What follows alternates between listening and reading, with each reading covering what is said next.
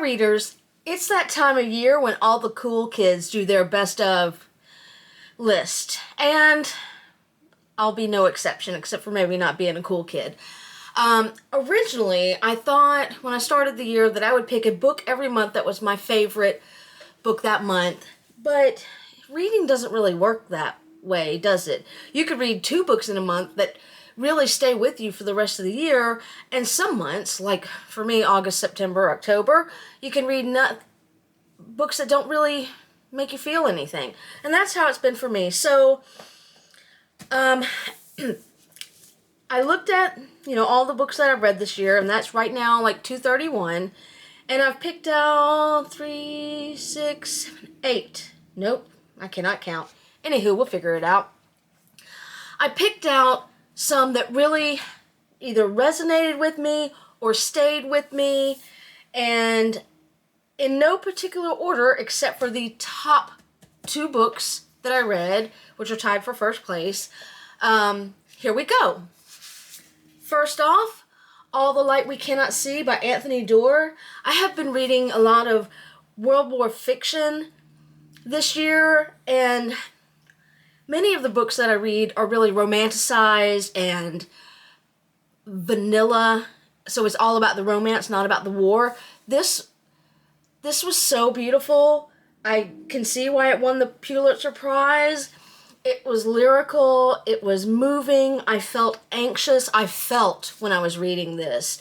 And I have glanced at Cloud Cuckoo Land, but I'm not committed to reading it. However, if this is indicative of his work, then I will consider reading more books by him.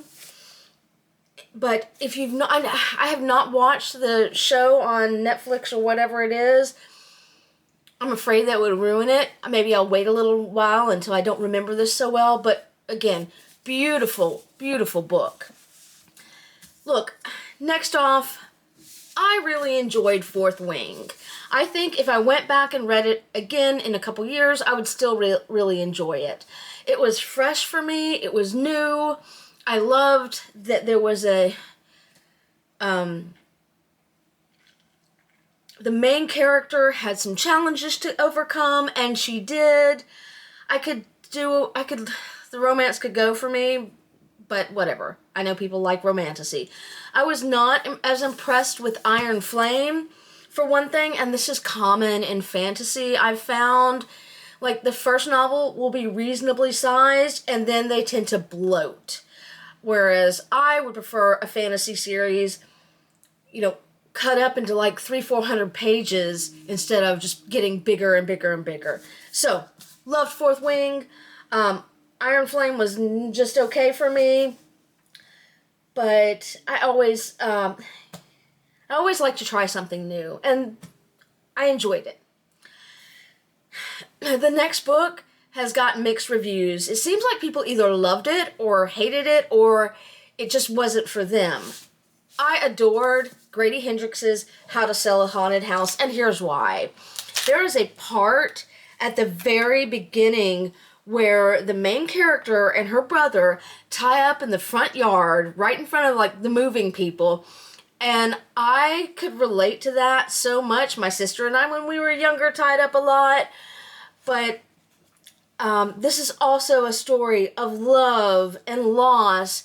And even if you tie up with your sister or your brother on the front yard, at the end, they're still your sister or your brother. I loved this book. I could see myself reading it again years down the line.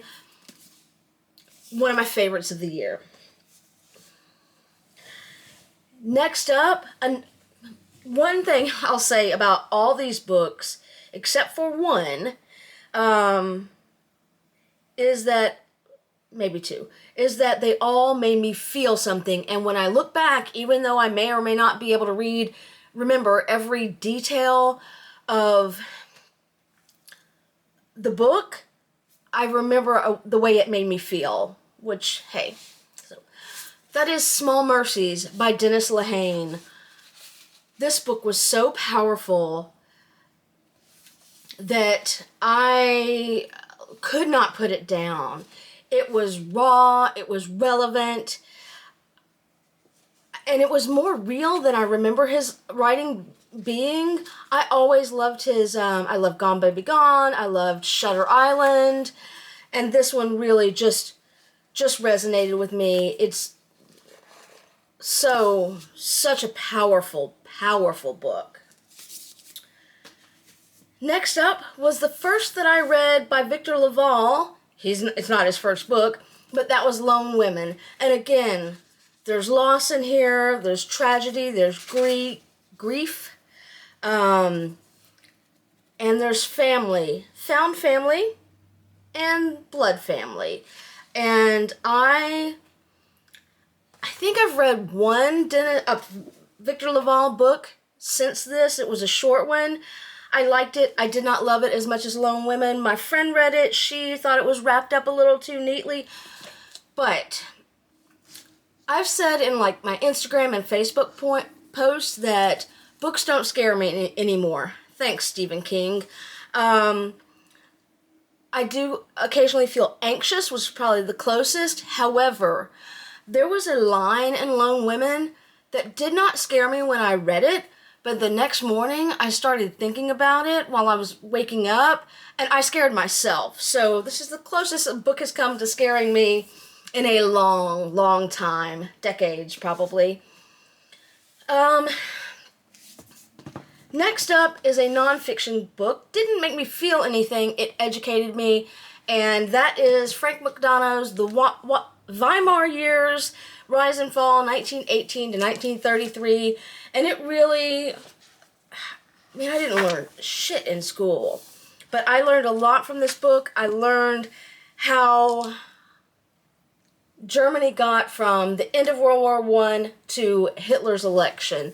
So I highly recommend this book if you are interested in Germany and the lead up to World War II and the aftermath of World War I and what it did to Germany. So it was a great book. I read his other two in the trilogy, but this one I think was my favorite. Next up, a debut novel, The Berry Pickers. I gripe a lot about authors who tell and don't show. And this book was told from two points of view where the narrators are telling you their story, but it does not feel like that. It felt like I was sitting by the fireplace on a winter's evening and listening to somebody tell me a story. If this is the way that Amanda Peters is going to write, she's going to be an auto buy. I loved The Berry Pickers. Again, it made me feel. I think I cried at the end.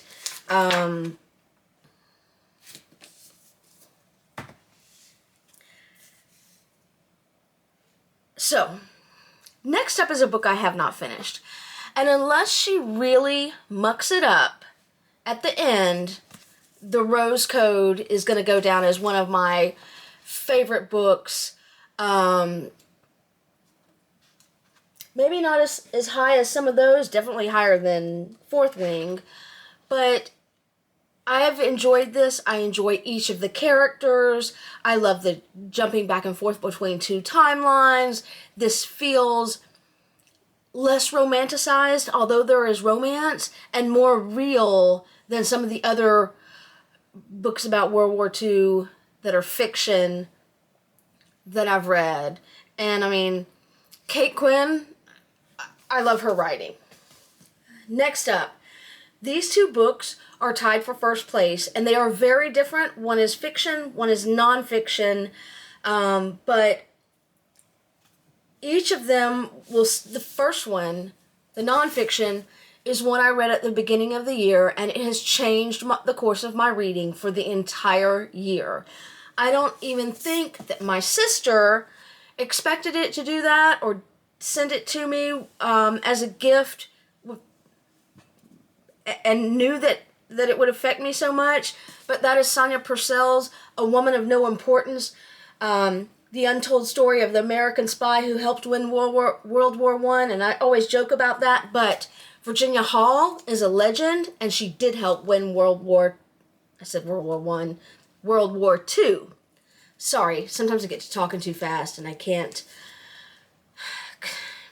speak correctly. I love this book. It is December 29th now, and I think about this book every day. It has shaped the course of my reading this year, and I expect it to continue to do so. Because of this book, I started expanding my nonfiction reading, which had been nothing, or maybe one or two books a year prior. But now I can't even tell you how many nonfiction books I've read this year. Did I say Sonia Purcell? Jesus Christ, Lee. I'm going to slow down at this point where it's too late. Anyway, Sonia Purnell, book about Virginia Hall. So this has inspired me to do more research, to take an online class on World War II, and to start this YouTube channel, for one. Finally, the other number one is a fiction book, and that is The Reformatory by Tananarive Due. I read a review of this that said it was lacking the horror vibe. And I know what the reviewer meant. She meant that there are things that we typically expect in horror books, and they are usually something that's not an actual threat in our real life. But this, in my opinion, absolutely drips with real life horror. I was so anxious throughout this book that part of me wanted to skip ahead, although I would not let myself, and part of me wanted to, I don't know, I don't want to say stop reading, because I did not want to stop reading. It was just beautifully written. I've got some more books by Tananarive Due, but now I'm kind of afraid to read them because this one really just hit me right in the feels. If you have not read this, I highly recommend it. It is a different kind of horror. She said it took her like a decade, I think, to write this. And it's beautifully written. Anywho, I think The Rose Code might be my last book for 2023. We'll see. I might have one more in me. But probably not. This one, although it's a quick read, it is a little bit longer. It is 600 pages, I think. So it's taken me more than the usual day or two to read. Anywho, that is all for me. Hope you've had a good 2023, and Happy New Year.